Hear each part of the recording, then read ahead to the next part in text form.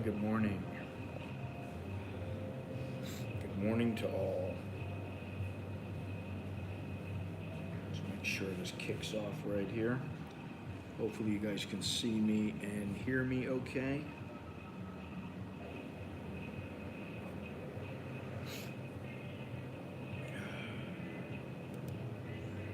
Seems like everything is working all right. Anyway, good morning.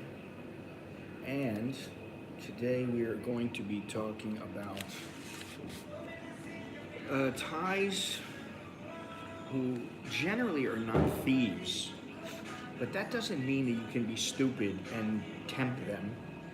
We'll also be talking about, will Thailand be overrun by Chinese? Good morning, Mr. Vixter.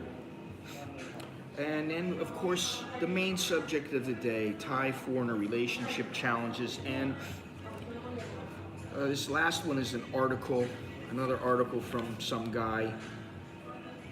I don't know if he's a chowderhead or not. I haven't read the article. I just know the gist of it.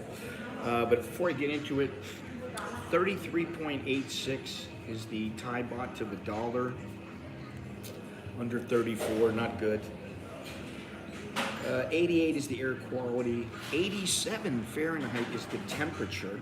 High of 93, so it's not going to be nearly as hot as it has been in the past couple of days when it's been like 125 degrees in some areas in Thailand, and I'm not exaggerating.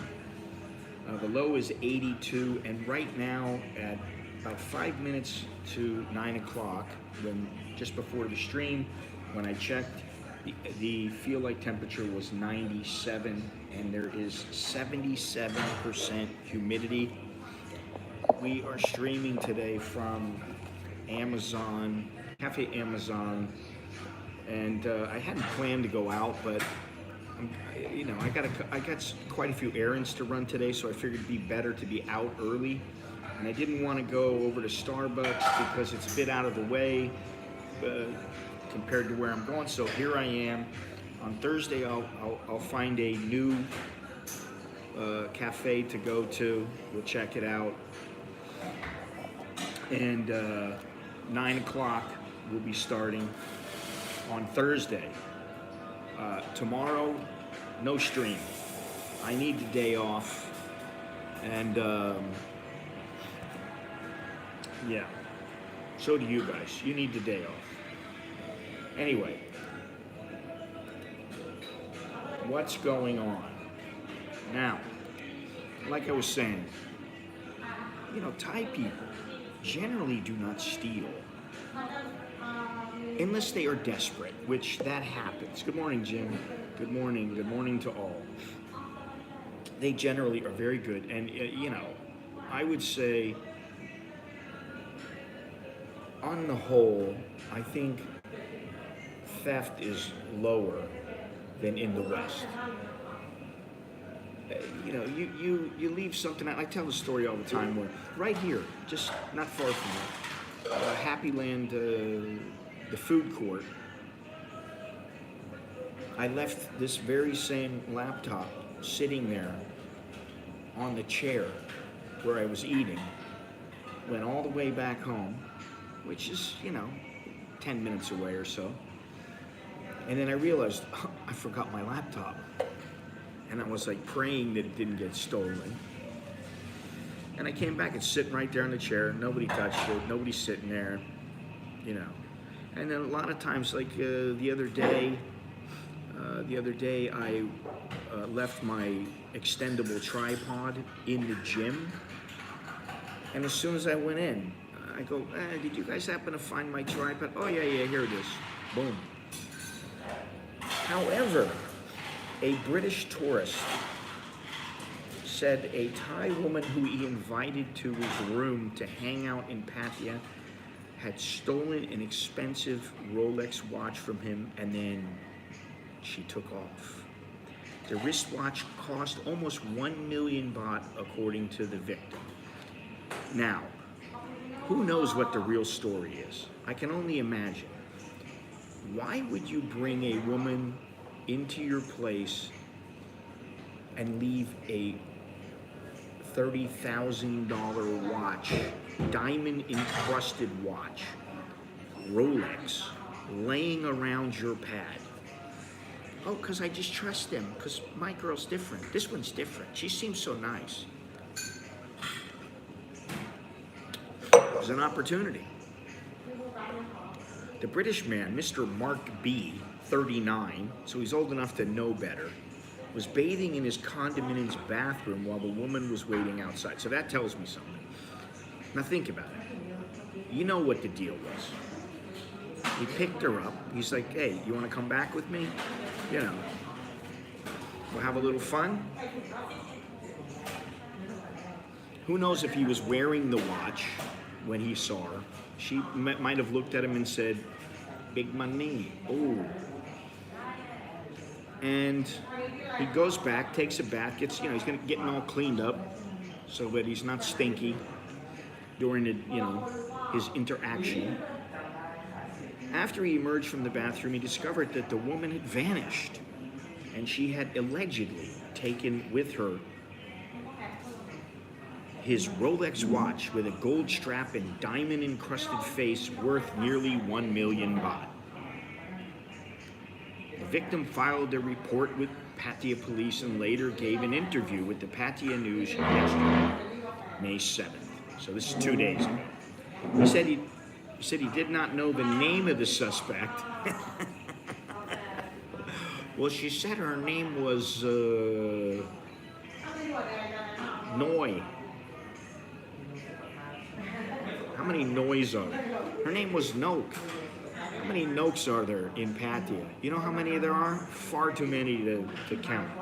He said he did not know the name of the suspect as he had just met her at his condo in the Jomtien area of the Nongpru sub-district, Bang Lamung district, a few days ago.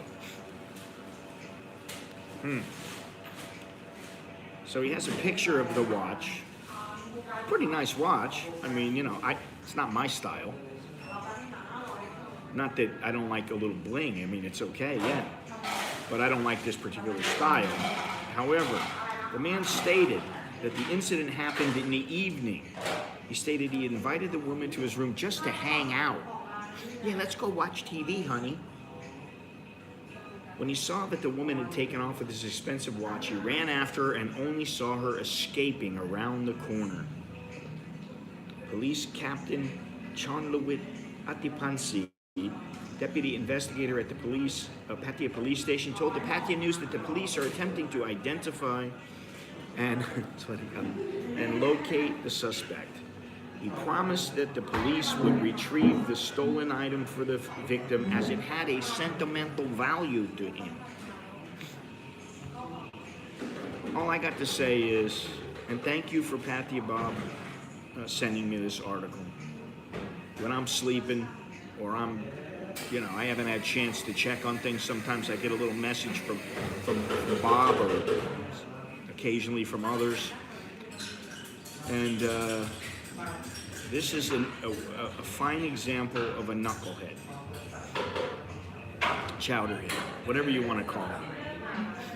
Why on earth? I mean, would you leave 1 million baht? Would you leave $30,000 sitting on your coffee table when you bring a girl back that you probably don't know at all? He doesn't even know her name. So what does that tell you? I mean, maybe her name is Nit, maybe her name is Noi, maybe her name is Noak, who knows? It doesn't really matter, because you're never gonna find them just from their nickname, unless they got some unusual nickname. You're not gonna find them, they're gone. So why on earth,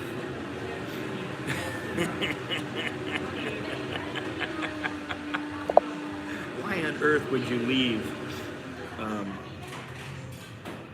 such an expensive watch out? Why would you leave $30,000 out? Well, why would you leave a Rolex watch out? Now, thank you, Richard, very much.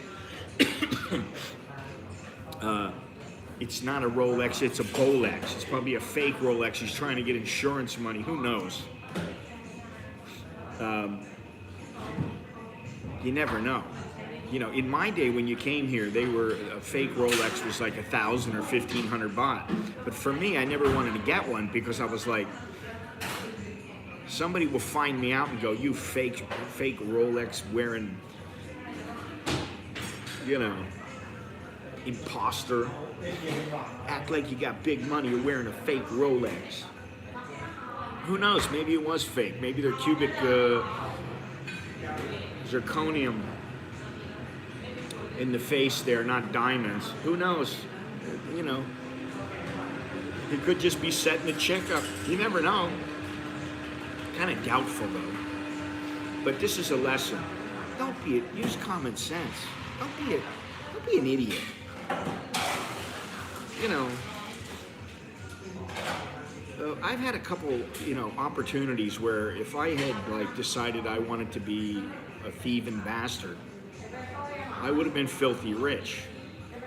Well, or at least I would have been very well off. And, you know, you just think about it and you go, wait a minute, first of all, is that the kind of person you want to be? And, and second of all the people from the gym come here. And second of all, do you really think you're going to get away with it?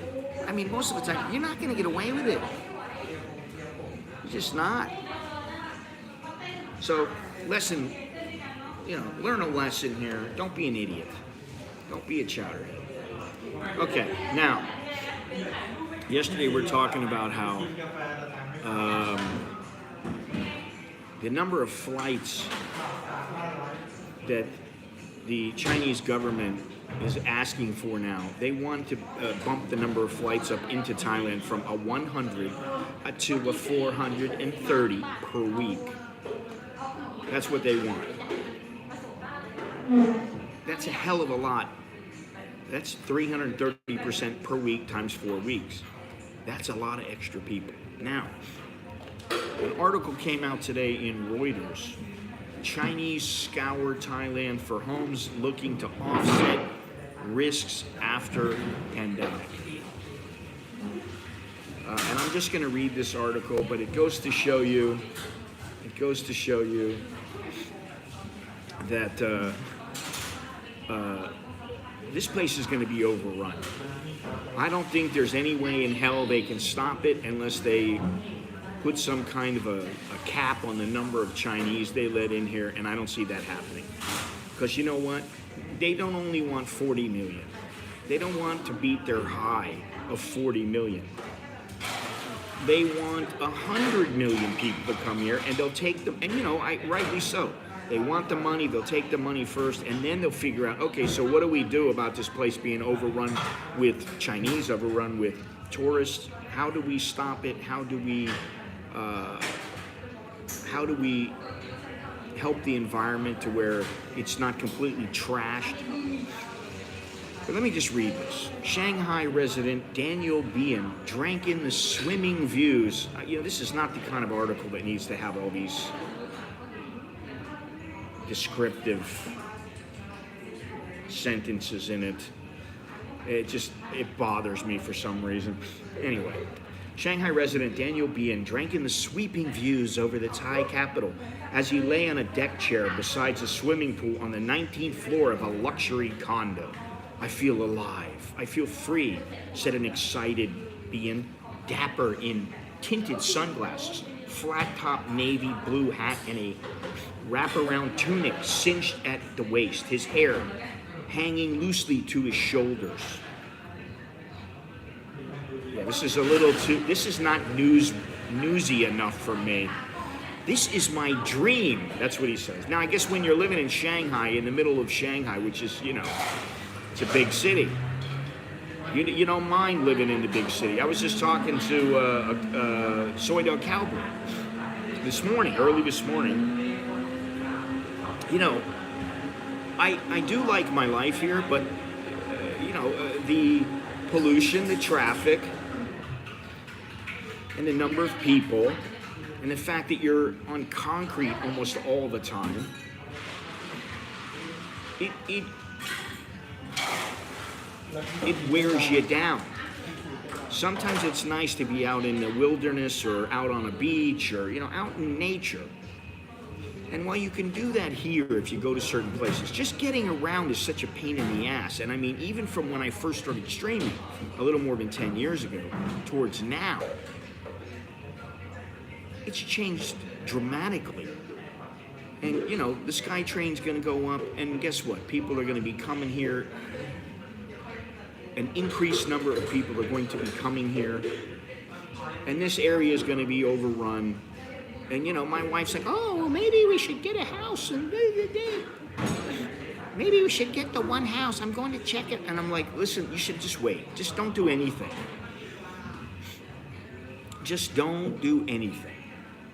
Jim, I wouldn't live where you live if you paid me. Honestly, I just wouldn't. I don't want to live in Isan, first of all. I don't want to live there. My wife is not from Isan. And I prefer the South anyway. And I prefer beaches, not rice fields, not, you know, a city around rice, in the middle of rice fields or whatever, however you want to put it. I just wouldn't live there. I don't want to live in that kind of a place now, you know? Not for me.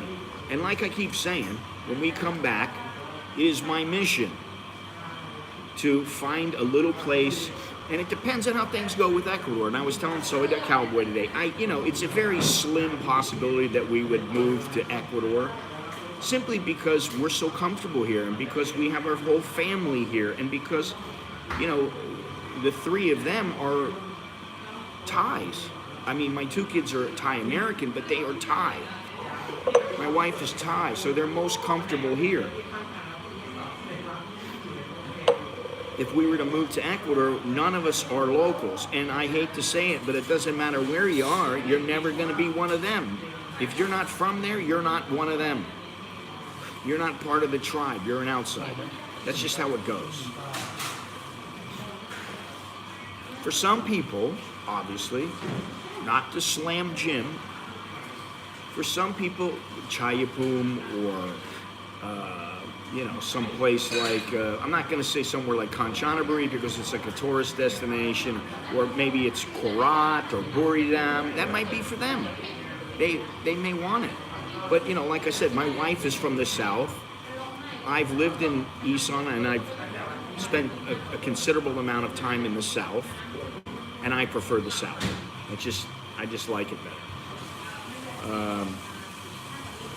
Anyway, cooped up in China for 3 years under some of the world's toughest curbs against COVID-19, Bian is among a flood of mainland Chinese hunting for property buys in the Southeast Asian nation since Beijing opened its borders this year. Many Chinese are eager to invest in residents overseas, keen for a safety net in case of a similar disease outbreak, and also to hedge against economic risk at home. Thailand was the most popular outbound destination for Chinese travelers during the May Labor Day holiday, data from the website trip.com showed, followed by Japan and South Korea. And the Southeast Asian nation's good international schools and quality medical facilities are drawing increasing numbers keen to acquire a second home. Now, here's where, listen to this. Thailand expects at least 5 million Chinese visitors this year, some set to buy property, although the figure is still a far cry from the era before COVID, when they made up nearly a third of the 40 million arrivals. Now, I will say this, Jim. Imagine all of a sudden your village gets filled up with Chinese. You're still going to be like so gung-ho in the place. I don't know. You know, and I always say that I don't have anything against Chinese unless they're blowing snot rockets and being rude and jumping in line and being stupid. I don't have anything against it. It's against the government, who I don't like.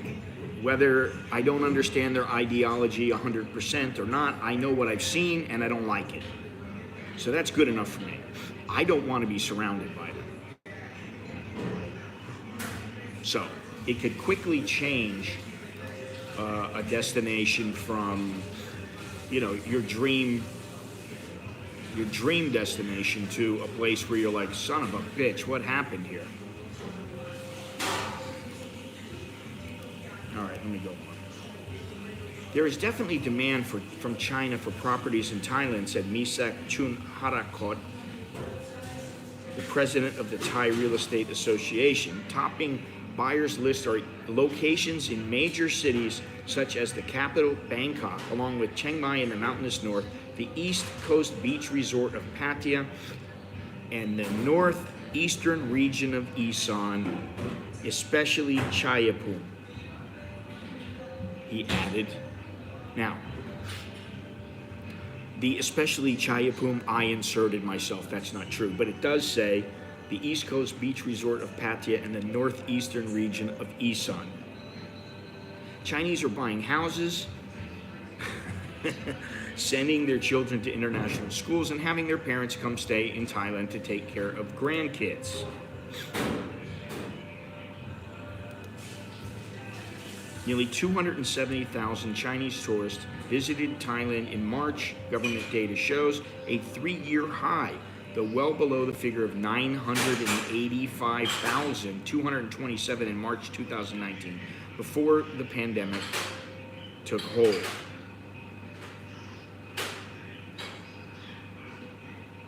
The share of Chinese students at Singapore International School, Bangkok, rose to 13% early this year. Good morning. Or 400 from a student body of 3,100 on 4 campuses, outstripping the figure of 6% during pre-pandemic 2019. In China, when things are closed, it's overnight. Nobody can go out. The school's chief executive, Kelvin Ko, told Reuters this affected the behavior of Chinese families, despite Thai rules that limit foreign ownership to just 49% of the units in any condo development. Prospective buyers are pouring in, bringing businesses to real estate agents who target Chinese buyers. One such agent is Owen Zhu, who escorted Bian, 50, and his 70-year-old mother, fashionable in close-fitting white dress, topped off with a matching hat and veil, through viewings of 3 high-end apartments in Bangkok during a day-long property tour. I always love this. You know, they're trying to make a lot more out of this than, you know, they're trying to make it like, oh, where there all these rich Chinese are coming to Thailand, and maybe they are, but I could do without the visuals. It's kind of like, you know, there's some paparazzi catches I don't know who it is, George Clooney, out and about, and he was looking fashionable in his designer sweatpants and UFC t-shirt with his Ray-Ban sunglasses on. It's like, shut up. George Clooney was out and about. You don't need to know all this shit. Nobody cares. I mean, maybe the women care. I don't know. What do I know? It just, to me, it rubs me the wrong way. It grinds my gears. All right, let me look at this here. It's changed a lot after the pandemic. Most of the Chinese choose to buy luxury apartments to live in. Many clients who earlier bought for investment purposes have now zeroed in on a property typically costing more than 2 million yuan, $290,000, excuse me. The budget can only buy a simple home in China's first-tier cities, and its locations might not be good. But with that money, they can buy a luxury apartment in the heart of Bangkok. Therefore, some who would sell one of the houses in China and buy a property here for retirement. Bian, who organizes cultural exchanges between China and other countries, also sees fewer constraints in Thailand. It's funny that they see fewer constraints, and Americans and other Westerners view Thailand as having more constraints now. So that tells you just how many constraints there are in China. The freedom to enter or leave the country, to travel back and forth, as well as the freedom of society and life. Freedom is very important, Bian said. Yeah. So get ready for all the Chinese to come to Thailand. They'll be coming. They'll be coming around the mountain. There are a few here. I think that the demographic of Chinese who can afford to leave mainland wouldn't be interested in coming here. Don't be surprised. Next thing you know, they'll be building all kinds of malls and all kinds of other stuff. They'll find a way in. They'll get the Thai Chinese to help them. They'll pay them off, and that's what goes on. That's how they do it. Good morning, Mr. Michael. Good morning. So, interesting. Interesting to see that my home will be overrun by Chinese. At least in my opinion. Eventually it's going to happen. Because they all want to get out of there, or at least not all of them, but the ones that got money, they're like, and they've been around and they've seen what's outside of China, they're like, we don't want to live here, we want to go somewhere else. You know, but then again, I mean, really, I'm just talking.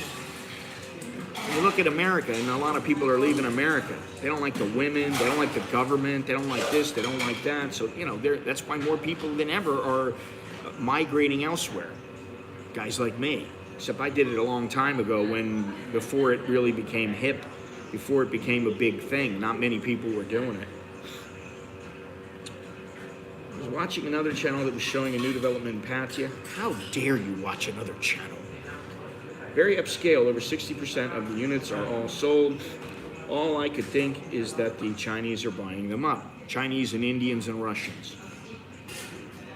Americans are not the biggest demographic here. Neither are the British.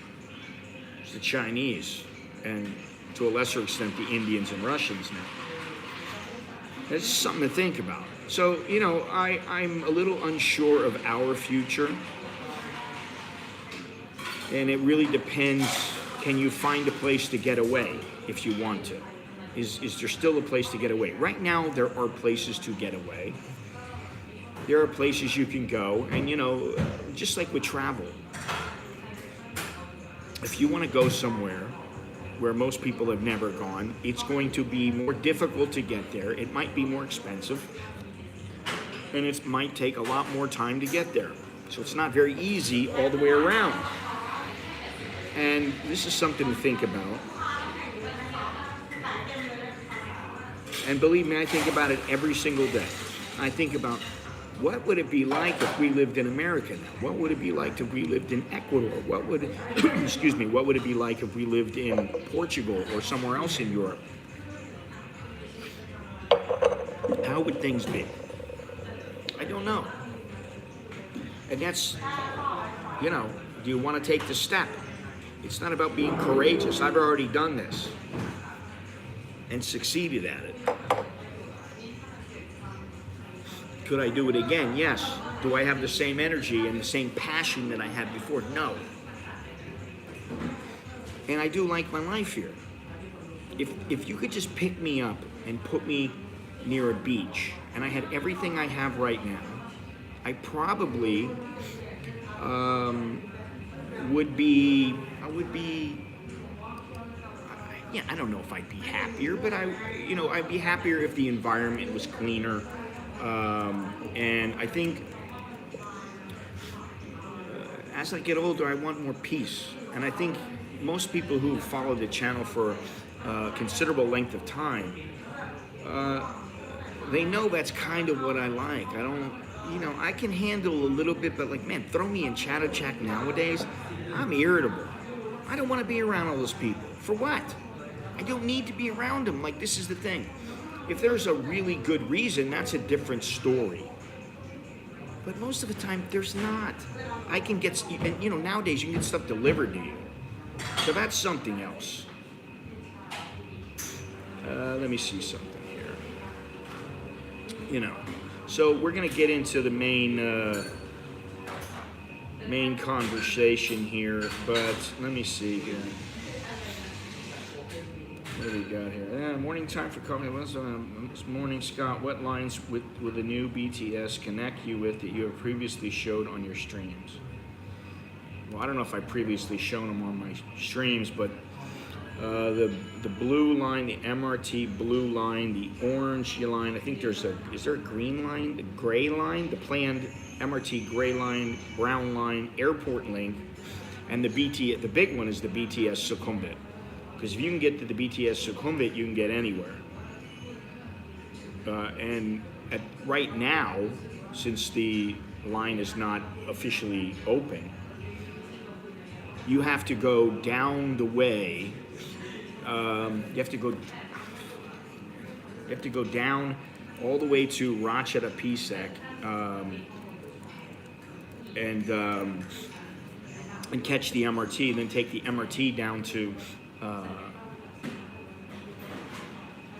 to the interchange there on Asok. And it's not that big of a deal, but it's just, you know, do you want to take 3 lines every, you know, it's just a bit of a hassle. So where you live is very important. And then the thing is everything, here in Thailand, they're always building. So it's always spreading out. If you're somewhere where there's nobody there, there's going to be somebody there eventually. Because if you like it, other people like it. Let's see here. What? Gennaro, good morning. Buenos dias. Ban Saray, which, I don't know, 20 kilometers from Pattaya. Yeah. That's kind of like Bang San. You know, they're all right. I don't know. I think at this point I have a lot of expectations. If I'm gonna move, I don't want to be moving and moving again and then moving again. You know, and that's the thing about, like, if we were to move to, good morning, Andy, good morning, Wesley, good morning, everybody, all right? Enough of the good mornings. I hope you all have a good morning. You know, if I were to move to, say, Ecuador, and with my family, my whole family, maybe the kids are going to university, kids are getting a job in America, whatever it might be, my wife is getting her citizenship. We're going back and forth to Ecuador. And then we go to Ecuador and we say, yeah, we're gonna move here. We're gonna open a Thai restaurant. We're gonna open a little,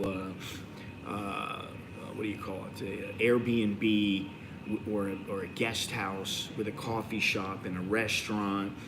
And, you know, it might take a year or two to get things really going. But then after that, it should be a lot easier. Well, what happens if it fails? And it's like, all right, well, now we got to go back to America. Do we want to go back to Thailand? What do we do? And, you know, you got to take a chance sometimes. That's the thing. No risk, no reward. So I'm not quite sure, you know, what the answer is. But I'm going to make a decision in the next couple of months. I'm going to make a decision on, well, what are we going to do? The other thing is that, you know, my wife is in the prime years of her earning. I've already earned a bit and, you know, still earn a little bit. And, you know, we're all right. We're comfortable for the most part. We're not starving. I can't complain. But for her to give up a job that she's making good money at right now, she's got a number of years left to earn. And, you know, I do want her to become a U.S. citizen. I do want her to have access to my Social Security should I croak. And, you know, all in all, then her and the kids would be fine. And, you know, Alex just had his birthday yesterday, 22 years old. And he's graduated from university. And tomorrow is the day when he goes in and turns in his paperwork. And I don't know how long it takes him. Then he's going to get a paper from the university that says, you've graduated, here's your transcripts. And then he has to go in like 5 months to his graduation ceremony. So he's ready. He's ready to do what he wants. You know, I don't mind slower. Do you think I move quickly? I don't move quickly anymore. I don't want to move quickly. Quite frankly, you know, I've been streaming every day. I've been going to the gym every day. I always go to the grocery. I go almost every day. Then I have other errands to do, banking and all kinds of other stuff. You know, simple errands. You know, like I got something that grinds my gears that I want to talk about. Yes, we had a nice cake last night, which I had a piece of cake, and I gotta say, I have not had cake or any kind of something that sweet in a long time. It's been months now, 6 months. And I ate that piece of cake, and I was like, afterwards, I felt like I was gonna throw up because it had so much sugar in it. So, that tells you something. But now, I'm back on the wagon. No more sugar for me. Now I forgot what the hell I was gonna say. that happens. Oh, was it about being slow here? Oh, well, all the errands and everything like that, and I just take my sweet ass time. I don't want to rush anywhere. Why do I have to have, do I always have to be somewhere?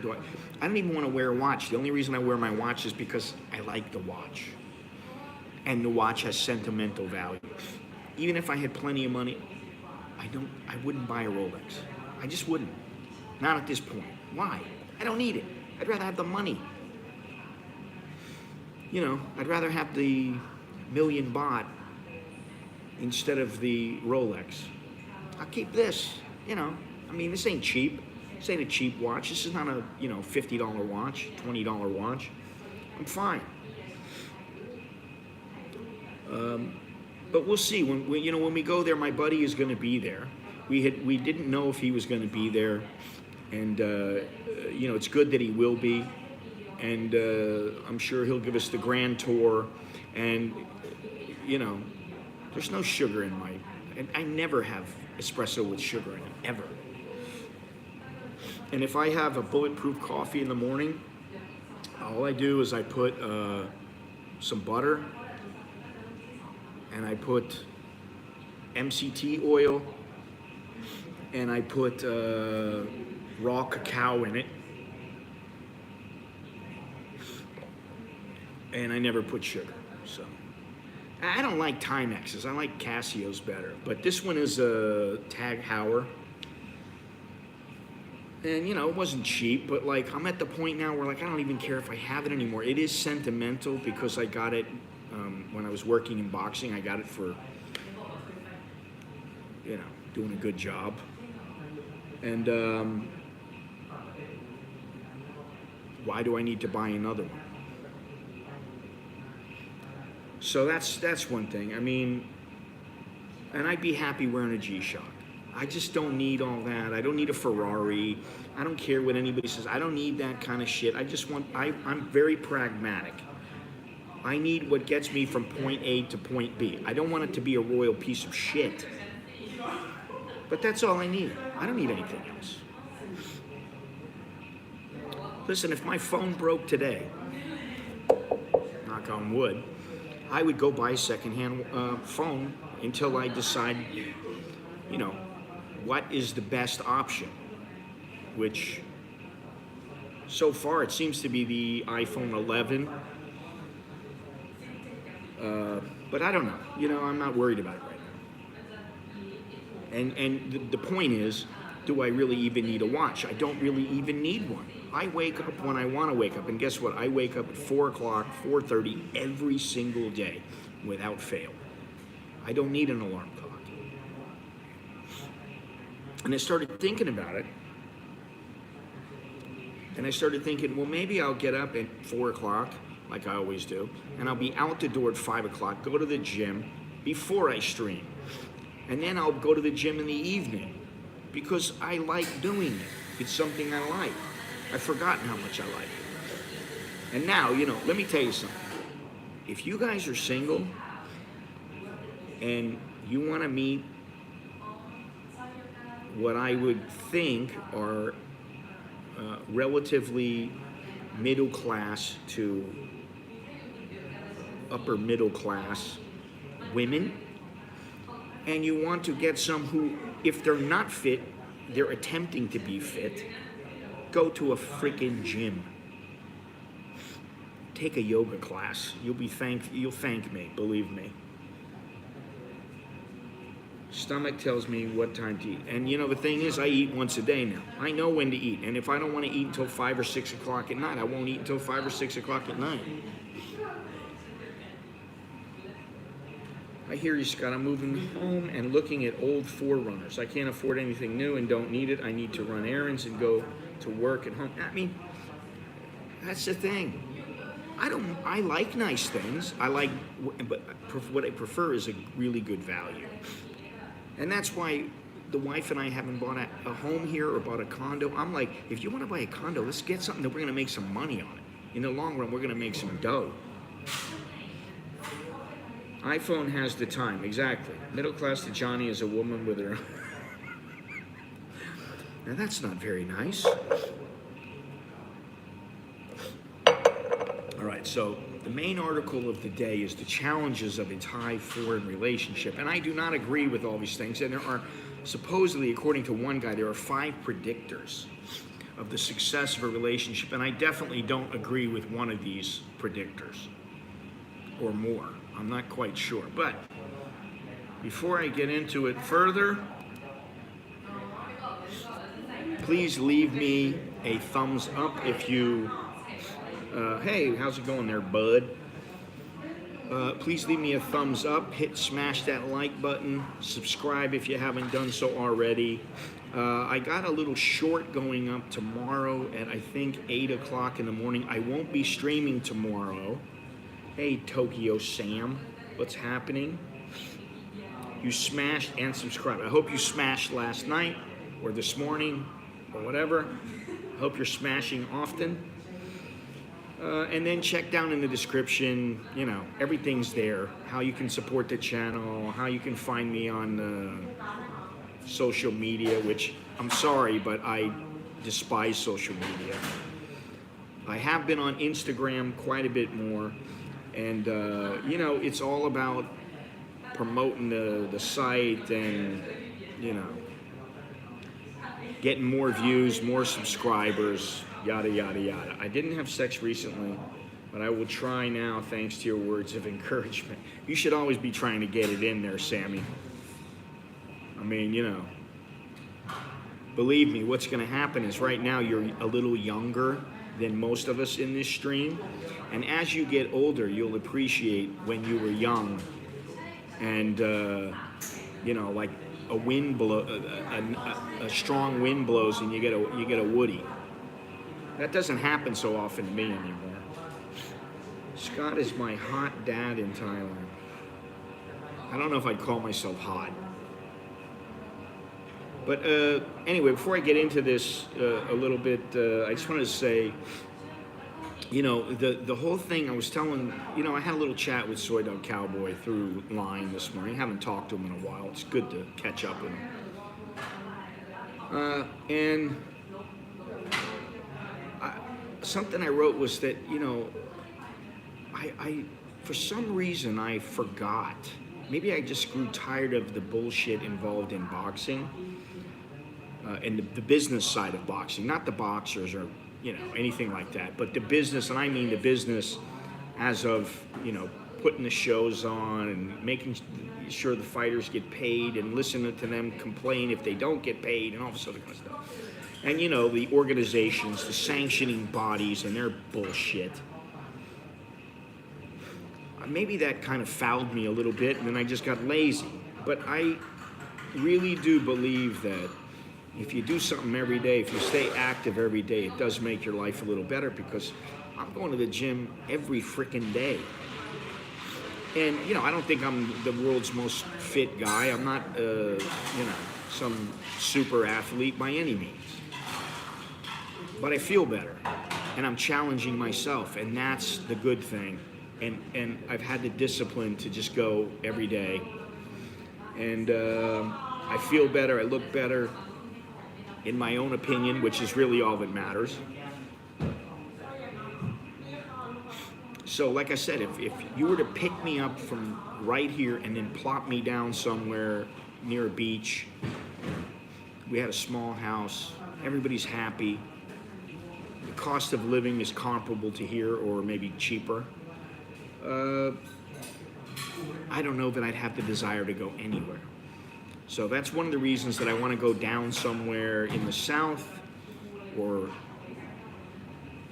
more south and find a little place just to stay 4 or 5 days out of a week and then maybe come back to Bangkok 4 or 5 days and then go back again.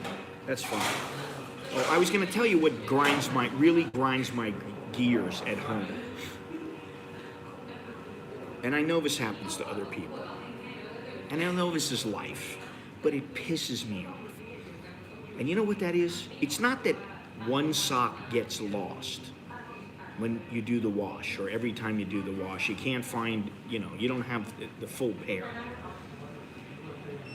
It's that I had about 25 pairs of like athletic socks, white socks, you know, that you go to the gym. Now, despite me always saying, keep my clothing separate when you do the wash, don't mix it up. My kids, my wife, somehow everything gets mixed up. And now I'm down to, I didn't notice it. I have, you know, some dress socks. I have some thick wool socks, and, you know, like for Amsterdam or somewhere like that. But I go to get my sports socks, and I'm like, I've only got 3 pair of socks. I'm like, I had 25 pair of socks. So my kids, either the wife is losing them, and, well, I think what it is the wife is losing them, the kids, they hang up my clothes, one of them falls off, whatever, they lose it. Then they throw everything together and they go, oh, these are my socks, and they start wearing my socks, and then the next thing I know, I'm down to 3 pairs of white socks. I'm like, son of a bitch, now I gotta go out and buy a bunch of socks. So today I've gotta go, one of my little errands is I gotta go to the grocery, and then I gotta go to the sports department in the mall, if it's still open, or I have to go online and buy myself some new socks, which I'm going to buy Under Armour, because none of my kids have Under Armour socks. So this way, hopefully, I'll tell them, if you see an Under Armour sock, don't even touch them. I'll hang them up myself, I'll wash them, whatever you want. Anyway, I saw a home, that's what grinds my gears. When you go from 25 socks to 3 pairs of socks. I saw a homeless Thai fellow with 1 flip-flop on. I said, you lost a flip-flop. He said, no, I've just found one. Johnny exercises when he wakes up. It's up, down, up, 1, 2, then the other sock. Johnny's getting a hard time. All right, now, relationship problems. Let's get into it here. We're 45 minutes in. I haven't even said anything about it. All right, let me shut these down. Okay. Now, my kids already ended up with them. I guarantee you they have them.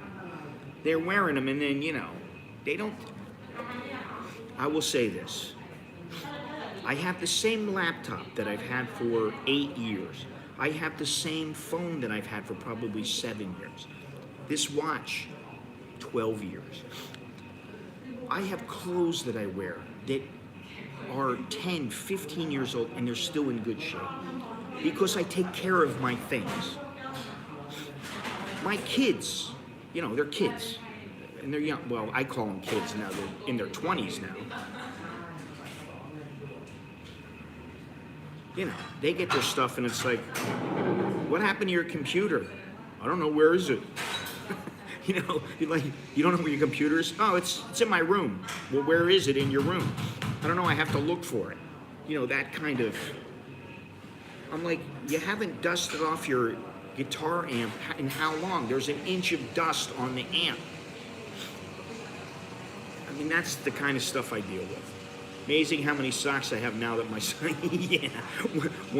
Once there's no other people to steal your socks, all of a sudden you start having a lot more socks. You know, I used to have these low-cut socks, and they were like very nice. I made sure I got quality low-cut socks because I don't like the knee-high socks. The quarter socks, they're all right. And all those are gone. I had like 10 pair of them. They're all gone. Anyway, something that grinds a lot of people's gears is the challenges of Thai foreign relationships. Now, I read this one article, and there are supposedly 5 predictors, according to this one guy who wrote this letter. There are a handful of predictors that may increase the likelihood of a relationship working between a Western man and a Thai woman. Just one of these 5 may be enough for a relationship to work. More than one is probably a good base for a strong, loving, mutually satisfying relationship so long as each party is truly committed. Just one of these 5 may be enough. Well, wait. Number 1, he is relatively wealthy and is generous with her.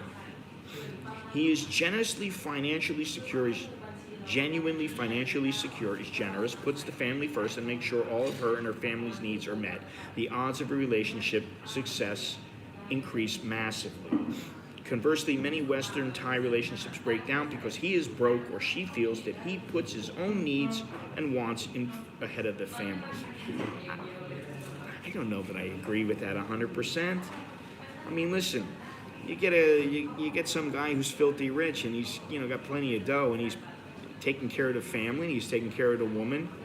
What's she going to complain about? She may not be able to find that again. So, okay, I agree with that part, but I've been broke and I've been flush. And you got a woman who's going to stick with you. She's going to stick with you. Simple as that. He and she have shared interests. That's number 2. So number 1, he's relatively wealthy and is generous with her. Number 2, he and she have shared interests. Coming from different cultures at times can feel there is a chasm between a Western husband and his Thai wife. Compatibility in the bedroom is a big positive, but it's always a big positive. It doesn't have to be Thai and foreigner. The same goes with a relatively wealthy man. You got some guy, you got some 90-year-old guy. I just seen on Netflix, they got the Anna Nicole Smith story coming up. She was married to that 90-year-old man. Big-titted blonde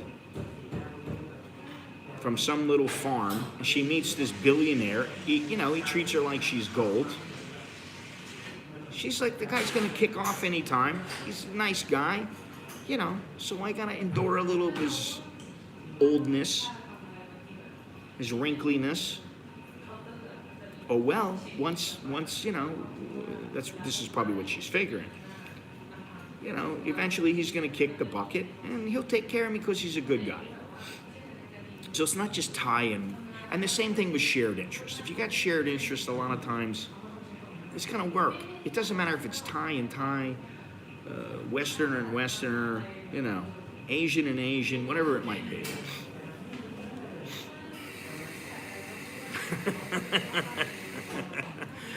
You wanted her to have to wait for that money. Shared interest ultimately means you can do the fun stuff with your Thai wife and she wants to do it with you. Shared interest help create a bond that lasts. All these guys really looking into these relationships, like they're looking into every little detail of the relationship. It's pretty, I think relationships, if you break them down, they break them down to, is there enough money to make sure that you aren't overly concerned with money, and if you have a partner who is into Gucci and Louis Vuitton and all these designer things, and she only wants to be in a Rolls Royce, well then you're gonna have to have that kind of money. And frankly, some chick who thinks that well, I'm accustomed to this lifestyle. Well, maybe you shouldn't be so accustomed to it, honey. What have you done? I mean, I understand. It's nice. Everybody likes nice things. Everybody wants an easy life. But sometimes it makes you a better person to not have such an easy life. Anyway, shared interest. Okay, I understand. Number 3. This one just irritates me. Both are Christians. Some of the happiest Thai Western relationships are where both are Christian, especially those couples who go to church together. I've only met a few Thais who are Christian, and I know there are probably a lot that maybe I've met in passing. We just don't talk about religion. They might be Christian. Okay. I don't see it. For me, I don't see it.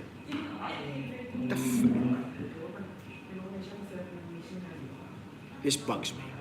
Well, if they're both Christians, it's going to work. You know how many Christians end up in divorce? You know how many Catholics divorce? Come on.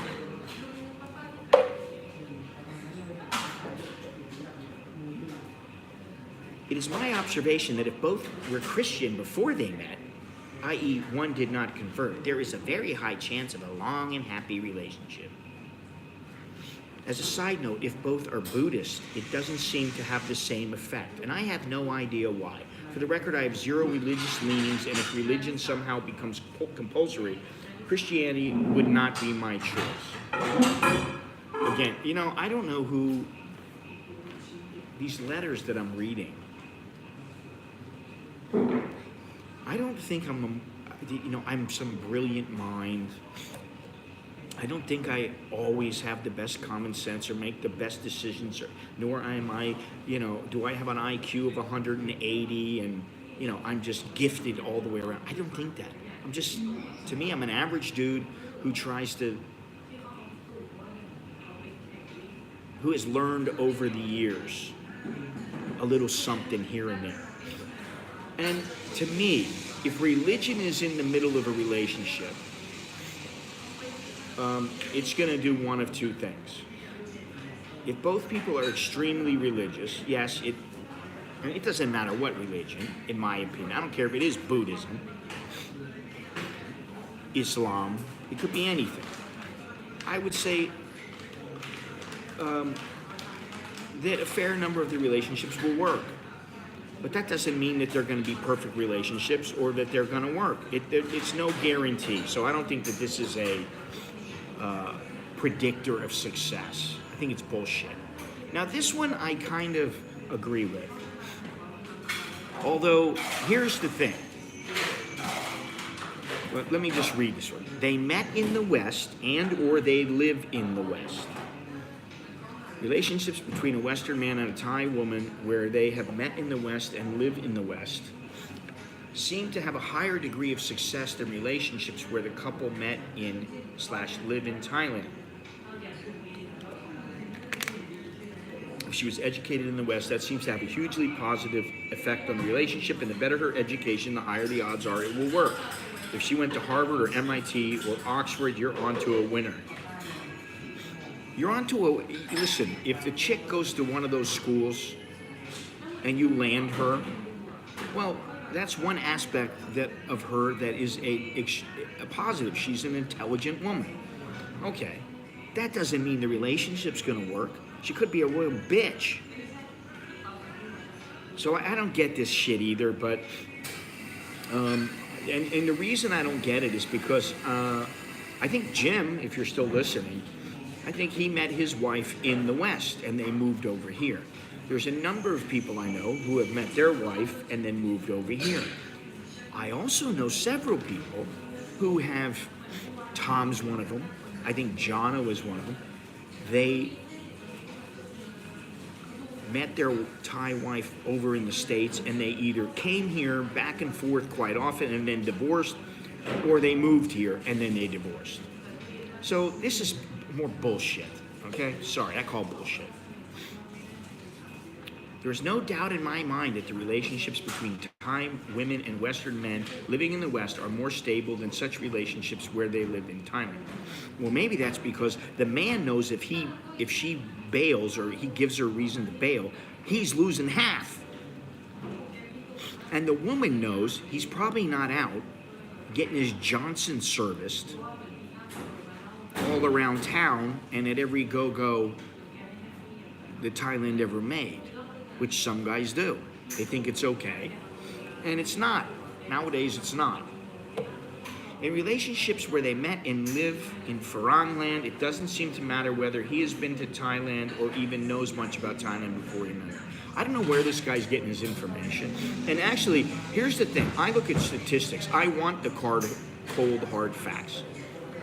That's what I want. I don't want, and I know I do it, but I don't, a lot of times I do spout facts because I do look at the specifics and the statistics and the track record. This guy's speaking anecdotally. And while he speaks this way anecdotally, I look at it another way. And that is, I think he's full of shit. All right, now this one, I agree with. Number 5. One speaks the other language fluently. They don't need to speak both Thai and English fluently, but one ought to be able to speak the other's language to a high standard. Fluently or almost fluently. Generally, this means she speaks English to a very high level or has attained fluency, because the reality is that few foreigners reach such a high level in Thai. With few barriers to communication, each partner is able to express their thoughts and ideas in such a way that their partner can truly understand what they mean, and the relationship has a better chance to flourish. Well, if you can't communicate with one another, oh, now you need money, how much? Yes, I love you, honey. Okay, I send 1 million baht. That's not communication. It is communication, but it's not the kind of communication that's going to hold a marriage together. Now, it might be if you're constantly giving her 1 million baht or something like that. I don't know. Anyway, the 5 predictors, he says, number 1, he is relatively wealthy and is generous to her. Number 2, he and she have shared interests. Number 3, both are Christian, which, sorry, I don't buy that. Number 4, they met in the West and or they live in the West. Number 5, and that's another one where it's hit or miss. Number 5, and I do agree with this one speaks the other's language fluently. All right, so those are the predictors. Now, the challenges, and I'm going to read this letter. Let me see here.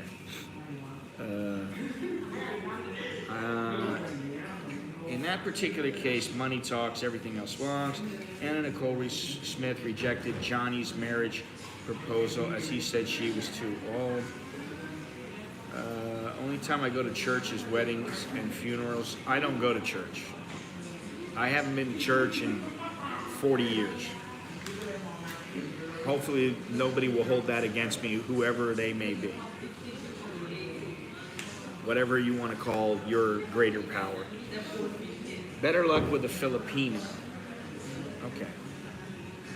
My elderly neighbors divorced each other aged 94 and 98. They said they wanted to stay together until the children had died. Oh, that's just sad. That's sad. That's pretty sad. If they're 94, now if they married when they were 93 and 97, then it's not that sad. But if they were married in their 20s or early 30s, they've been together for many, many years, that's sad. Anyway, let me go on to this article. Like I said, don't forget to leave a thumbs up and subscribe. Don't forget to join the, what do you call it? To join the sponsorship on YouTube, or to follow me on Rumble at An American in Bangkok. Go to my website at americaninbangkok.com, purchase one of my books, or get some t-shirts, tank tops, hats, mugs, and take 10% off. Use the code, what is it? Put in the work. Now through like midnight today, Thailand time, now through tomorrow. Get 10% off. Send a super chat, whatever you want to do, Patreon, and check out my Instagram. I don't care about Twitter. Twitter's a toxic environment, and it's not about toxic masculinity or any of that shit. It's just toxic. I go on there, and it doesn't matter if I'm looking, not looking, if somebody's in my feed, not in my feed. There's always something that I'm just like, I don't want to see this shit. I hate Twitter with a passion. Now, I will say that at least Elon Musk has made it a little more free, and you can say what you want. I don't like Facebook, and by proxy, I don't like Instagram, although I use Instagram now much more than I have been lately, at least in their little, what do they call them, stories? I can't keep up with these. They're shorts, stories, reels, whatever they're all. She lived in the U.S. with me for 10 years. Okay. All right. So in your case, it worked. But I know a couple of people, in their case, it didn't work. They came back to Thailand. Boom, that was it. It was over. So, I think, it's hit or miss. Just like a lot of these things that he has on his list. Anyway, let me go on here. The challenges, from their shiny long hair and graceful movement to the attention they pay, to the way they look and the way they treat their man. Thai women have long enchanted foreign men who prize them as a wife. Jesus fucking Christ. I'm not going to say that this is not true, but like,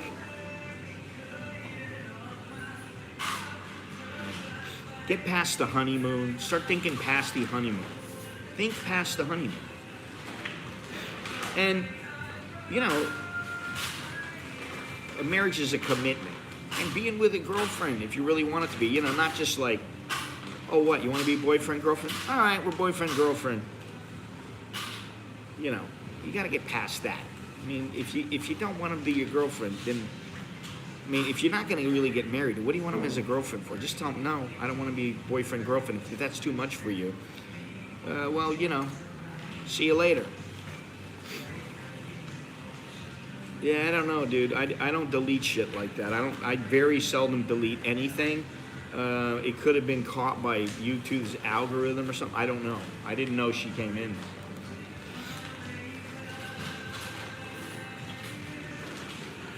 Too much sweet. Anyway, let me go on. You know, there is an element to a relationship that you got to think, this is a long-term commitment. This is a personal relationship. This is a business relationship.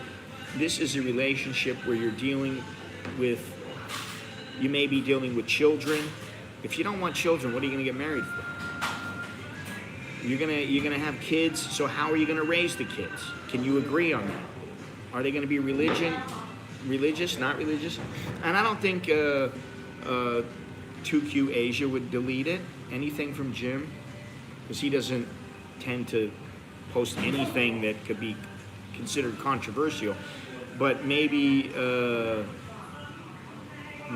algorithm caught it. I don't know. It happens once in a while. I just caught one from Tokyo Sam yesterday, and you know, he did use the F-bomb in it, but it wasn't a big deal. It's acceptable, supposedly, even though every single stream I have to, let's see if I got to do it on this one. It's limited, and then I have to ask for a review. Every single one for the last, like, 10.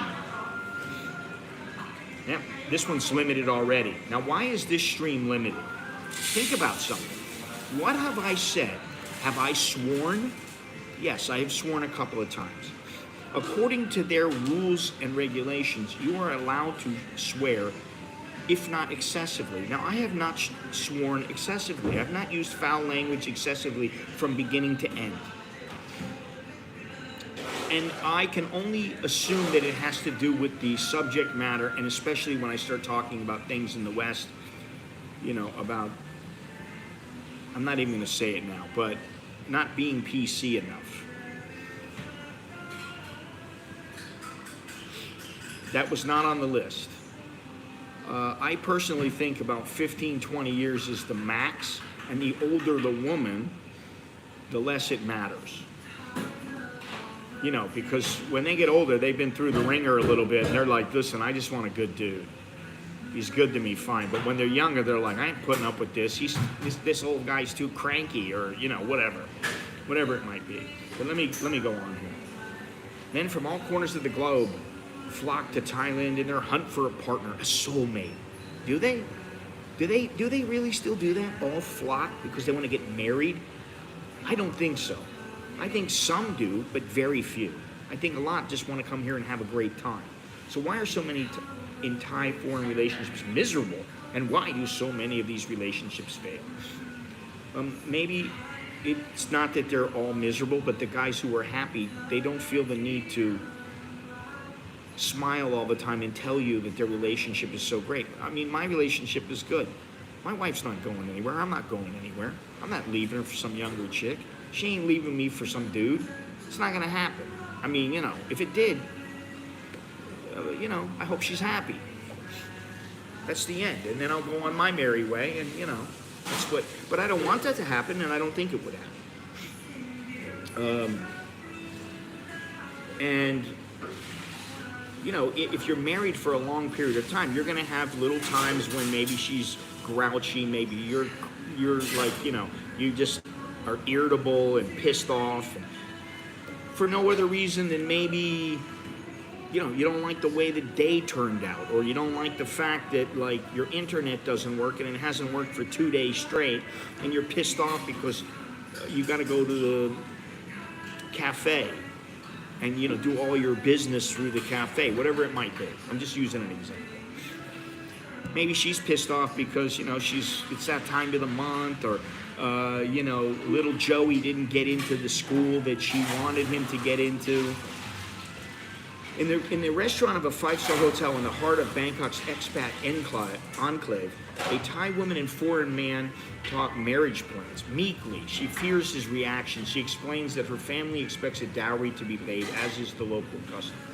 I gotta stop right there. If you are ready to marry a Thai woman, you better know their culture. This is why I say don't get involved for at least a year. Learn the language, learn the culture. Then you want to get married.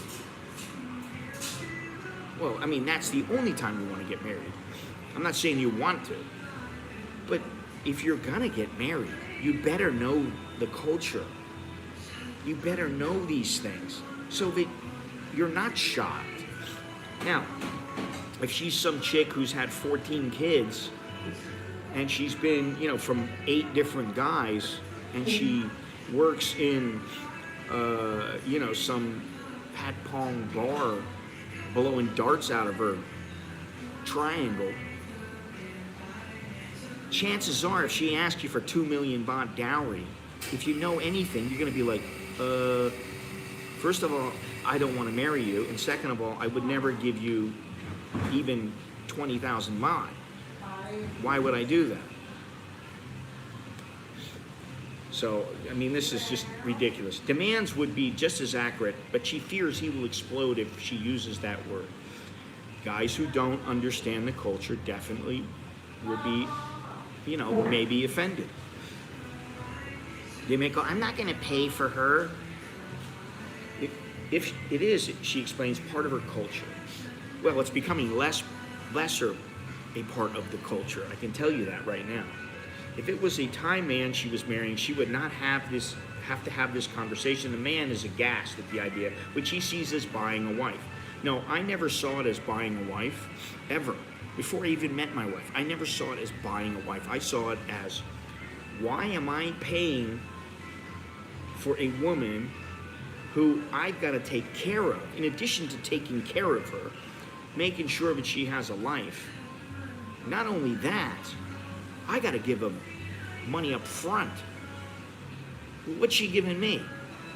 Oh, she's going to give you your children. Well, I can get a child from other women who, you know, they're not looking for it. I can get a woman to clean my house. I can just pay a maid. I can get a woman to cook for me. You just pay a cook, a chef. You go out to a restaurant. They'll cook for you all day long. So where does that mentality come from? Well, that's not, you know, that's not what the truth is, and nor is it that you're buying a wife. He struggles to retain his temper. It's not about the money, he says, pointing out that he would gladly use the money to pay for the ultimate romantic honeymoon in Paris. Yeah, well, I'm sure that she would much rather that you gave that money so that it could go to Mama and Papa to help pay back what it cost to raise her, and also they would put aside a sum so that if by chance you were an asshole or she decided this shit ain't working out, she had a little chunk of change to live off of, at least for a while, until she could figure out what she's gonna do, or she could find another man. Some sucker willing to pay, you know, 1 million baht. She can't understand how a guy paying 6,000 baht a night for a hotel room and 3,000 baht for a dinner balk at the idea of a custom that brings face to everyone involved. That's because no one gives a shit about face. Not Westerners. Most Westerners don't give a shit about it. The dowry that was given for both my knees. The dowry represents the fundamental problem Western Thai couples face. The cultural differences can be huge. That's why you don't marry them until you know the culture. How stupid is this guy? I mean, he's got the right idea, so I guess I shouldn't call him stupid, but the concept that you move to a country and because the girl smiles at you and she's a good lay and she's passionate and she takes care of you and massages your hands like no other woman has ever massaged your hands, and all she wants to do is love you because you take care of me and because you're a good man and because I love you too much. The idea that that's how it is a bit of a illusion.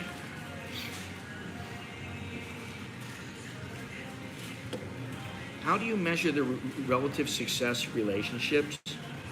I'm still married. And we're still happy, and we still, we have our fun. And I would say that's a good enough measure for me. I don't have to look into does she smile every other minute? My wife is not the kind who just is always grinning ear to ear. I'm so happy. She never has been. So what does that mean? The divorce rate in some Western countries hovers around 50%, with the US and UK both around this mark. In Belgium, it is a whopping 70%. All right, I'll take his word for it. Earlier this year, it was reported that the divorce rate in Thailand is up markedly in recent times and is now a surprisingly high 35%. A little more than a generation ago, it was not more than 10%. While figures aren't available, I'd estimate the divorce rate in Thai foreigner marriages is high, probably 50% or more. Okay. And that's just in the first 10 years. Well, usually, if they're going to split up, I think it's in the first 7 years, no matter where you are. It's the 7-year itch. Beyond that, and also, it takes time to understand that, like you saying you love her and you care about her, and her saying she loves you so much, that doesn't mean that the relationship's going to work. It has to be based on a lot more than that.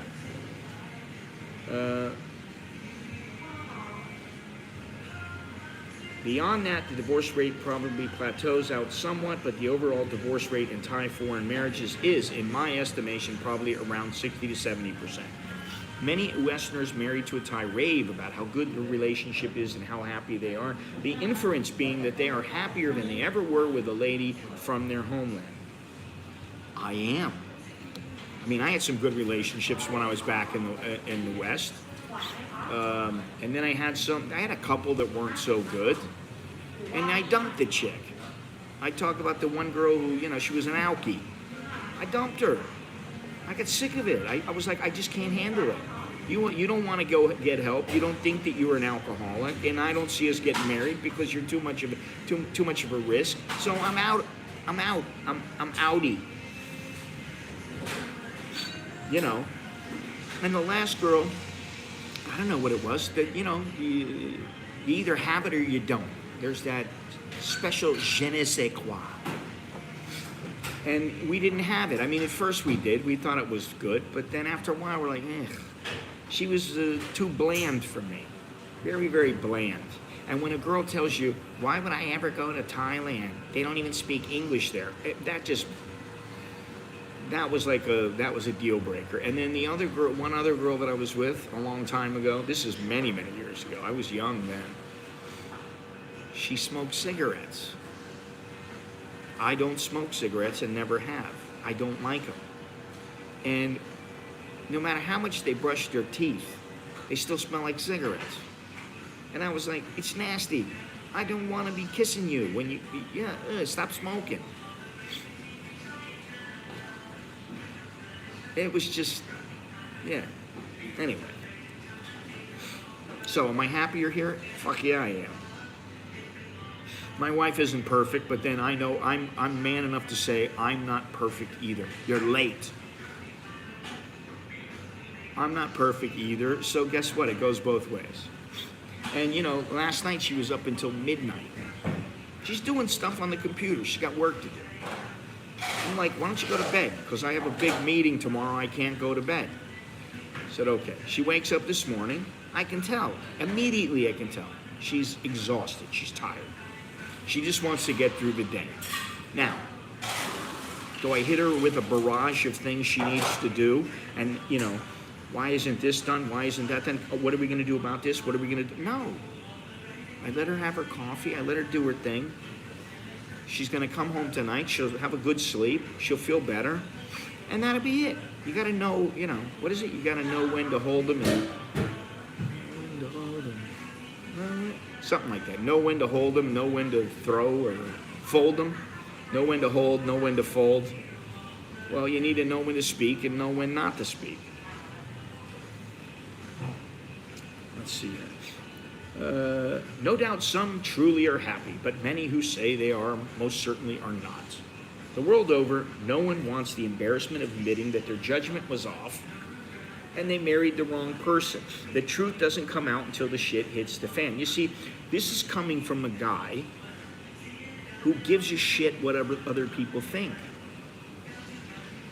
If my relationship didn't work, I wouldn't be worrying about what other people think. I wouldn't give a shit. What I do care about is I would look internally and think to myself. I would give myself some time to think, okay, why didn't it work? Without placing blame. Was it all her? Did she do something? Because usually it's more than just she did something, he did something. It's usually an accumulation of things that make relationships not work. You get tired of shit. So I would say what most guys need to do, and I only know this having gotten older and having several relationships, but to you youngsters out there, if you're gonna have a relationship and for some reason you break up,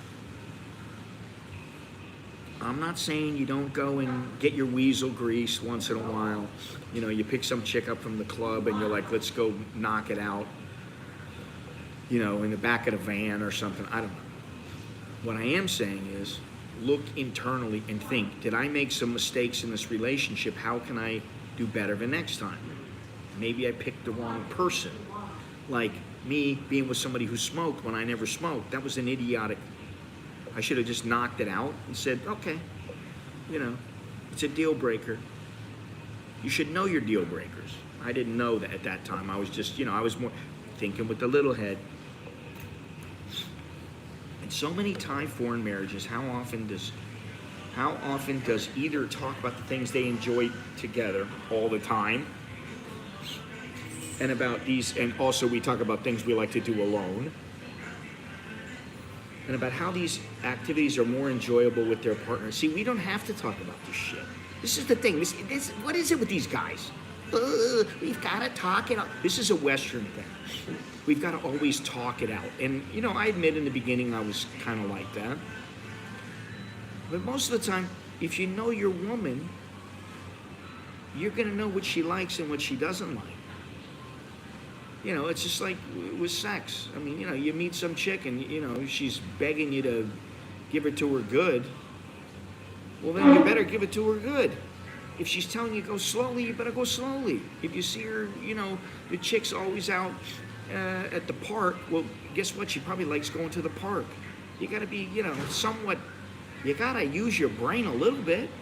You can't use the little head all the time, or the big head downstairs. You can't use that one. You can't always do that. How often do you hear about those small everyday things, such as a Western husband and his Thai wife taking their dogs for a walk along the beach?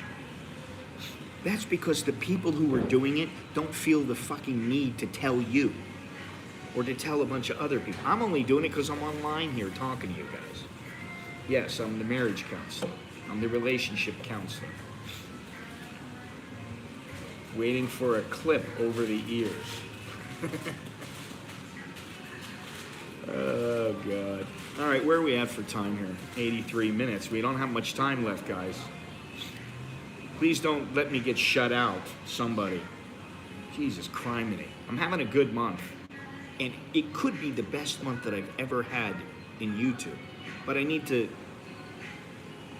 keep the momentum going. I will get a mani-pedi before I go to take my trip. I will get a mani-pedi, and the reason is because, first of all, in doing the yoga, you got your feet out. I don't want my nasty ass feet to be showing to everybody, and, you know, big old jagged toenails. So fortunately, I'm still fairly well manicured, but I'm gonna need one in the next week or two. That is something I'm gonna do. That's another thing. Definitely, if you don't want to, you need to take care of your feet. But if anything, youngsters, young guys, don't be an idiot. Don't think that it's okay to have long, sharp fingernails. Don't think that you can have dirty fingers. Women don't like it. They don't like being touched by nasty ass hands. I'm not saying you're gonna have little girl hands, but you do need to clip your damn nails. So anytime you touch them, they're not getting sliced up, if you know what I mean. I was happily married to my first wife for 2 years. The other 13 were living hell. That sucks. All right, let me continue here. Or how they enjoy their favorite mixed drink each evening while sitting together on the balcony watching the sun go down.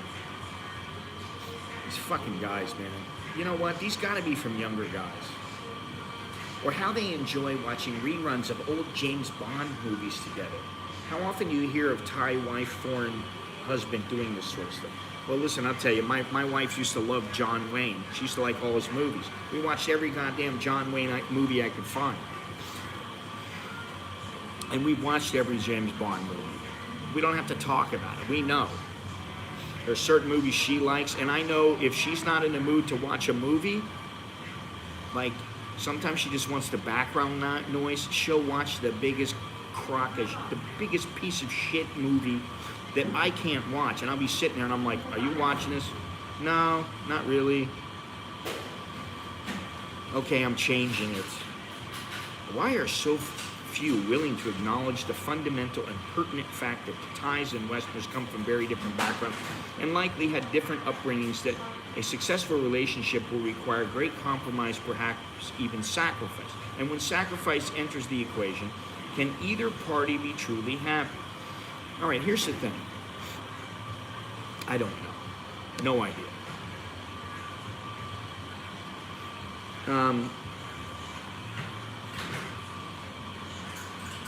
See, what I heard yesterday and what I'm hearing in today's letter is a guy talking about how different Thais and Westerners are. What I never hear them talking about is, and well, you did see there was the 5 predictors, and one of them was that you have mutual interests. But what I rarely hear people talk about is the similarities between Thai women and Western women. There are similarities. Listen, a woman wants to be sexy. It doesn't matter what her nationality is, she'll be sexy. If a woman's grinding on you on top, it doesn't matter what nationality she is. If a woman wants to be well taken care of and protected and secure, that's what she wants. It doesn't matter where she's from. They all want similar things, and the men want the similar things too. Most men around the world, they want to get laid. You know, they want to have their fun. I mean, you know, how difficult is it to acknowledge that while there are differences in cultures, they may be wired differently than we are. There are a lot of things that they want that we want too. Can either party be truly happy? Listen, fuck being happy. Live your life, do what you like, and the rest will come into play. You can call it what you want. In so many Thai Farang relationships, there are few activities both partners enjoy outside the bedroom. Listen, this guy's a knucklehead, because I know all kinds of guys that are quite happy doing what they do. It doesn't matter if they go out to eat, you know, at MK Suki. It doesn't matter if they go out to Fuji. It doesn't matter if they go see a movie. It doesn't matter what the hell they do. They do something together. And eventually what happens is they do things together that they like, and they do things together that they don't like. It happens. Honey, where do you want to go tonight? Up to you. You take them somewhere and they go, oh, this place no good. Now, here's something that's kind of funny. A family outing is organized, and the clan will travel to Jomtien to enjoy a day at the beach. It's a drive of several hours, and they depart when the chickens are crowing and the dogs barking. At the beach, they will eat, drink, and be merry, and when the sun goes down, they will make the journey back home. Total time in the pickup will be around 12 hours. Total time at the beach, less than 6. Kun Farang mentions to his other half that being cooped up in a tin box all day is not his idea of fun, even when he has been offered the best seat. A dozen of his rallies sit in the rear of the pickup in the baking sun, smiles on their faces, enjoying the simple pleasure of being a family together. Deferring to the Farang, the clan stops at a steakhouse in Sarapuri. Farang food for the Farang. It's 10 a.m. and the last thing the foreigner wants at this time is a big slab of meat. He's been complaining enough already, so he will grin and bear it. With a dozen to feed and several thousand baht later, it's only mid-morning and he has a brick in his stomach and just 3,000 baht left in his wallet. He didn't want to go to the steakhouse and neither did the Thais. It was the classic compromise where one party tried to appease the other, but ultimately neither was happy. It's a family day out and the Thais are happy. What could be better than a day out with the family? The Farang is now brooding. That quiet time to himself each day that he craves, those few hours when he does his own thing, seem so far away. Now I can say that this has only happened to me once in my marriage, and it wasn't intentional, it's not intentional, so I don't take, no worries. So I don't take it personally. I never took it personally. I didn't think that, they were intentionally trying. They wanted to go have a good time. And this is, I was talking about when we went to the Emerald Lagoon. I think it's in Krabi. Take it easy there, Dowlo.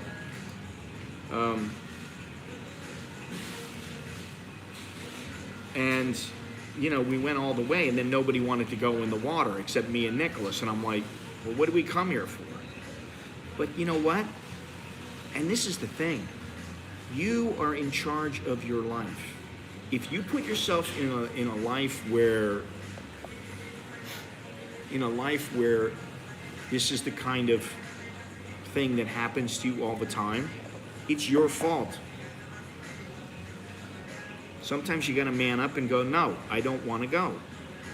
And believe me, I do it.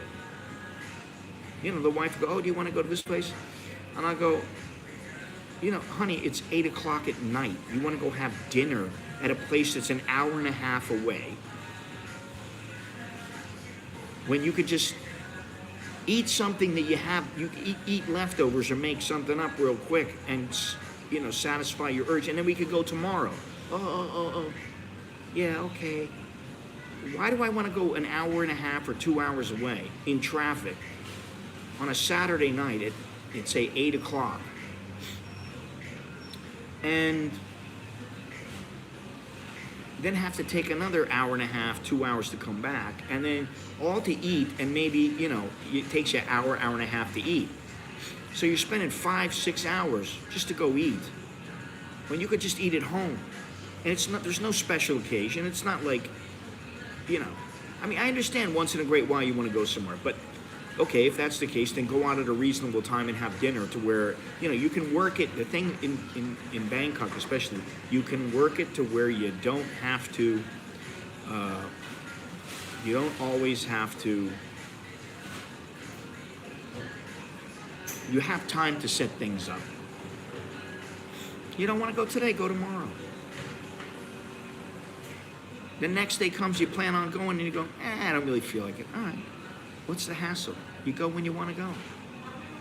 But there's no reason why you need to go at a certain time when the traffic is at its maximum. It's a busy 3-day weekend. Whatever. That's why I don't go out during Songkran anymore, because I don't feel like dealing with the shit. What do I want to deal with it for? Because I'm older and more peaceful, and I like the silence. I stopped doing family roadies to places that don't appeal to me. Yeah, and I dare say that maybe I'm in a different situation than quite a few people. There's an old saying, and I know it's pretty heartless, but that saying is, if you don't want to take care of a girl's family, and it could be anywhere, you don't want to take care of a girl's family, then marry an orphan.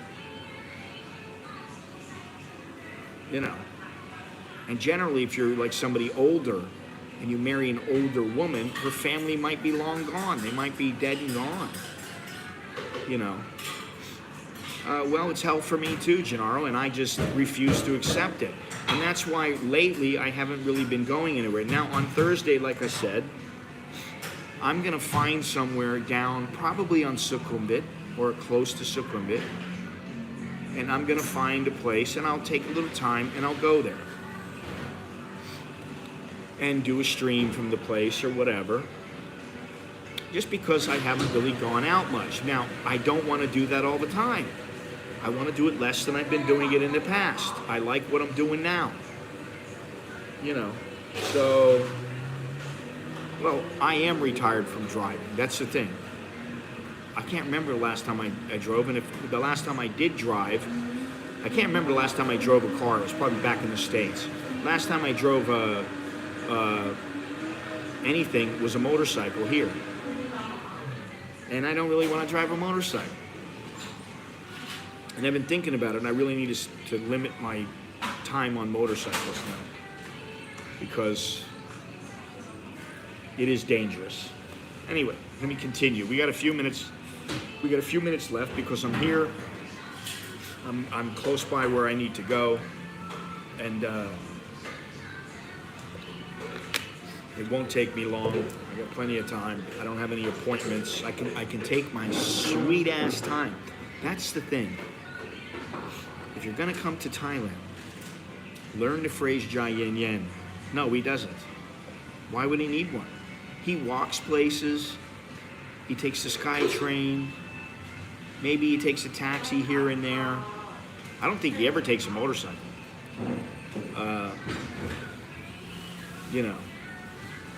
But I'm going out a lot less. Now, I will talk to him in the next couple of days for sure.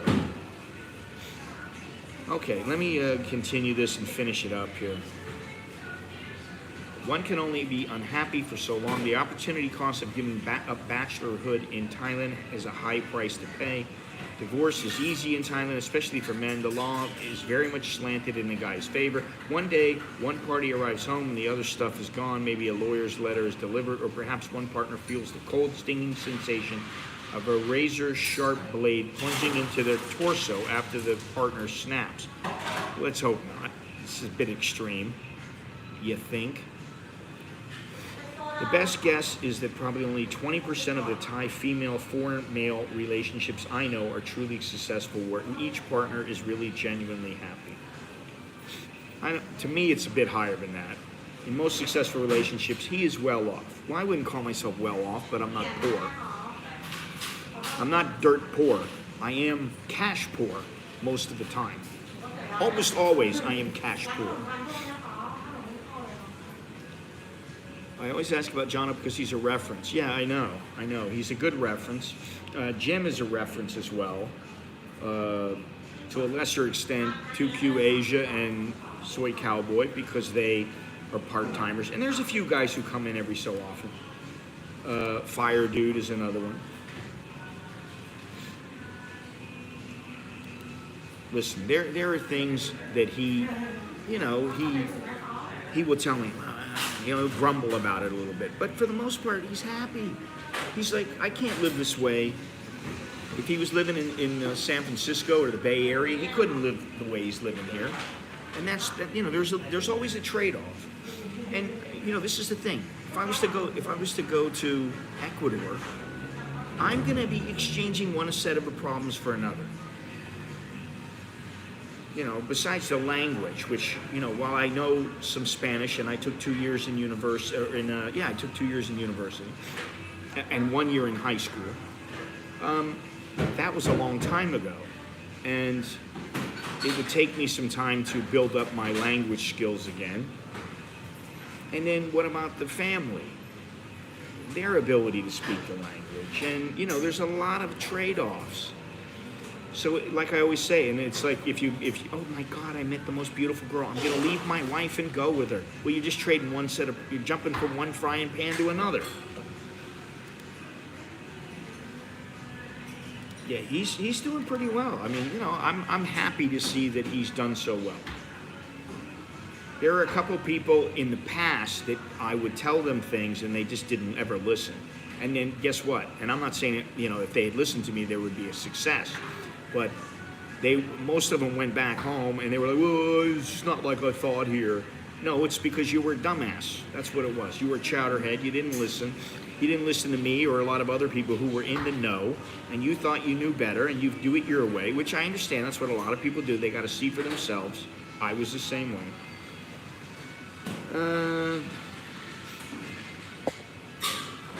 Let's see here. There needs to be genuine mutual respect for a relationship to flourish, and a lack of respect is like letting a cobra loose in a marital bed. Her mind may be on whether the promised new pickup will be a Toyota or a Isuzu, his on whether the promised daily blowjob will be administered morning or night. I wouldn't go that extreme. The quid pro quo so many Thai foreign relationships are based on is more like a business deal than a personal relationship where love is conditional. Yeah, right. See, this guy, I don't know what kind of relationships he's been in or he's been people around. I would say if you, here's the thing. If you surround yourself with people who are relatively uneducated, they grew up in poverty and they've been impoverished all their lives, whether they're 25 or 45, and you are relatively affluent, well then, of course there's a wide gap. You're used to a certain way, and they're used to a certain way, and then they see you, and to them, you're filthy rich. You know, so their expectations are high.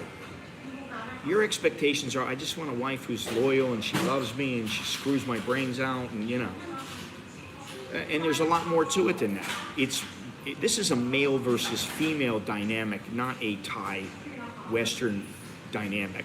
I mean, you don't have to make it a Thai Western dynamic. That's the thing. You know how? You get over it. You spend the time here. You have chicks come over once in a while when you first come here. You have your fun. You tell them, I'm sorry, I'm not ready. That's what you do. I'm sorry, I'm not ready right now for a relationship. If you want to continue to see me, fine. And if they start getting too serious, you back away. Then after you put some time in, you put a year or two in, you learn some of the language, then and only then, you lay down the ground rules for yourself. You write down the deal breakers. You write down what you want, you write down what you don't want. You can do it that way, or you can have it in your head, and then you don't waver. You don't go, well, like I did. You don't go, oh, well, she's a smoker, but you know, she's got nice titties, and she's a good lay, and she's really a nice girl, and she's funny, and okay, I'll just give, no problem. No, you go to them, listen, I'd really like to be with you. I'm really, attracted to you. I really want to be with you. But I can't get over the smoking thing. It's too big, so, why don't you try to stop smoking? And then we can have a relationship. But I don't want to have a relationship with somebody who smokes. I can tell you now, there's no way in hell I would ever have a relationship with a woman who smokes at this point in my life. If I was single, I wouldn't do it. One clear observation is that a Thai woman has the greatest chance of success in a relationship with a foreign man if he is her first foreign love. Well, yeah, I would probably agree with that. Because if you meet up with a woman and she speaks with a British accent because she had a British boyfriend, and there's a little Aussie mixed in there because her first boyfriend was an Aussie boyfriend, and she's had a couple of Thai boyfriends, it takes some of the shine away. And I heard something about Warren Beatty a long time ago.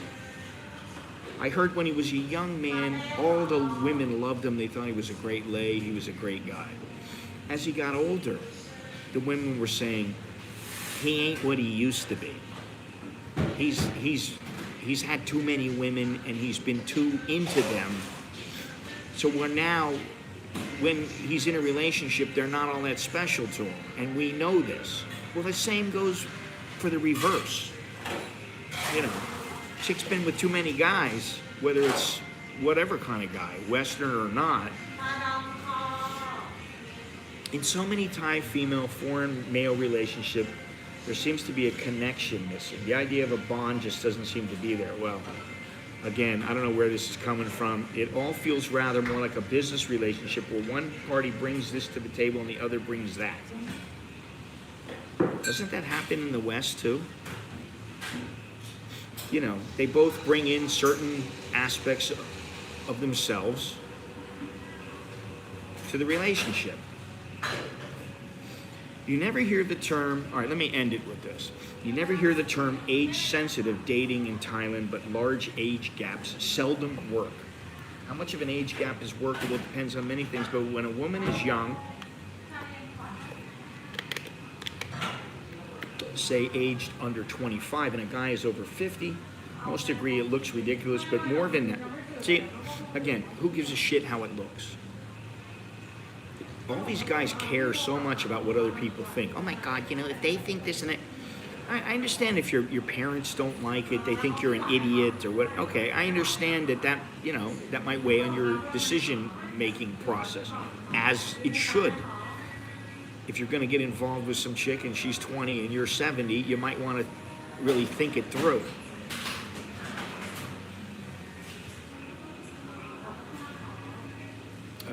Most agree it looks ridiculous. The differences between the two are so great on top of all the other differences that it is very hard to be genuinely happy. If he's twice your age, what I say is, what do you have in common? Because most of the time, you are at different points in your life. You're at different junctures in your life. You know what I'm saying? A person who's 22 years old and a guy who's 55, they're in a different place in their life. So it may be difficult for them to be together because they're thinking so differently. But that doesn't mean that it won't work. Sometimes it will work because they're both willing to understand each other. You know, I don't know.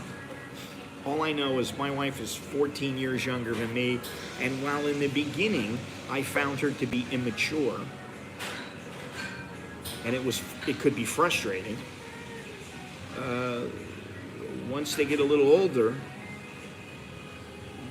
you know, they grow up, and things change, and then you know, they have a kid, and you know, Thai women, they tend to be very good mothers, and if you have a good relationship, then, and you're married, and you want to be married, and you want kids, then by all means have one, because she'll be a good mother. My wife is a great mother, and I think I'm a good father, and she's a great mother, to the point where sometimes I have to tell her, stop being so nice. You need to let them do some things on their own, you know. I mean, you know, Nicholas wants, he can, you know, he can have his clothes done. He'll be in the house for 15 hours, and she'll be doing his laundry. Oh, do you need your laundry done? I'm like, what are you doing? Why are you doing his laundry? He could do his own damn laundry. You know what I mean? Like, those kind of things. But that's what mothers do. So, you know, if he is twice her age, it's probably too much of an age gap. In fairness, though, once a woman is north of 35, age gaps seem to matter much less. I would say that's true. To consider that Thai females are coddled by what in the West would probably be considered overprotective parents. The net result is that many Thai women in their early and even mid-20s can still have a certain sweetness about them, but may lack the level of maturity and worldliness of Western women their age.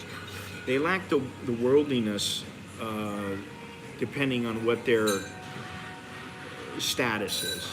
You know, if they got money, they may have been around the world already. You know, they may have been to several places. There you go, guys. Let's see here.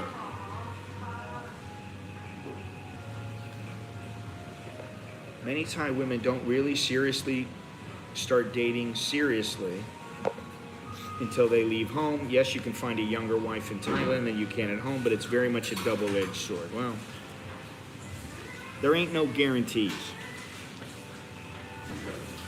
What is it they say? The only thing, what is it about horseshoes and hand grenades? It only matters, being close only matters in horseshoes and hand grenades or something like that. I forget what the phrase is, but anyway, for all their femininity, their grace and charm, and the infectious sweetness and playfulness of an adorable puppy. See, I don't think of them as a puppy. I never think of them as a puppy. They ain't no puppy. They're a freaking shark. They're a shark in a teddy bear's clothing. You know, the sweeter they are, the more vicious they can be. That's the truth.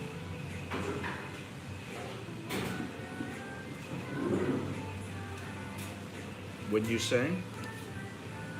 The formula is half a man's age plus 8. I thought it was half a man's age plus 7.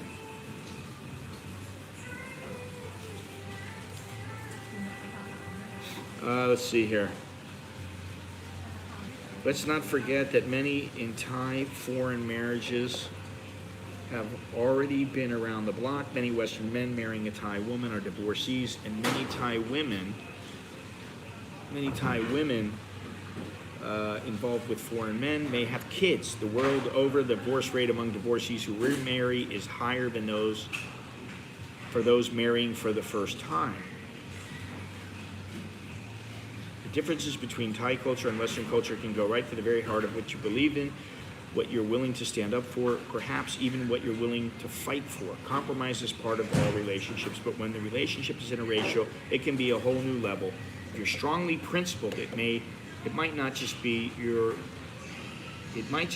that you're not well suited to marrying outside of your culture. Well, that's true. You know, depending on where you stand with your principles, I'm pretty open-minded. You know, I look at it like there are good-looking women everywhere. There are cultures that may work well with your culture, and there may be cultures that will never work. It's about what you want, you know. Anyway, I think it's time to go. Time to get out of here. I'd like to go on and on and on about this, but you know, you can only go on so long about it. You can overthink it. And all these letters I'm reading, the guys, to me, they overthink this shit. It's very simple. Find a girl that's legit, she's authentic, she's real, she's not out only for your money. Unless you're a 70-year-old with a 20-year-old, then, you know, you gotta expect that. You know, if you can laugh together, if, you know, when you have your fun together, it's a lot of fun. And you're willing to try to understand each other and where you come from and where you're coming from. And, you know, if you're committed, that's the biggie, then it should work, in theory. But you know how that works. Anyway, that's all I have. I'm Scott. I'm an American in Bangkok. Do me a favor, once again, leave those thumbs up, subscribe. No super chats today. What's going on here? Follow me on Rumble at an American in Bangkok. Jim, you take care. Pick up the merch on my website at americaninbangkok.com. Get a discount of 10%. Use the code, put in the work. That's all one word. And follow me on Instagram, yada, yada, yada. That's all I have. I'm Scott. I'm an American in Bangkok. Until next time, choke me, leo, joke and mine, or just joke and mine. Whatever you want to say. Good luck and see you later. Until next time, which will be on Thursday, not tomorrow. Tomorrow's a day off. I got things to do, people to see, places to go. I'm busy. Busy. Anyway, y'all take care and y'all come back now. The end.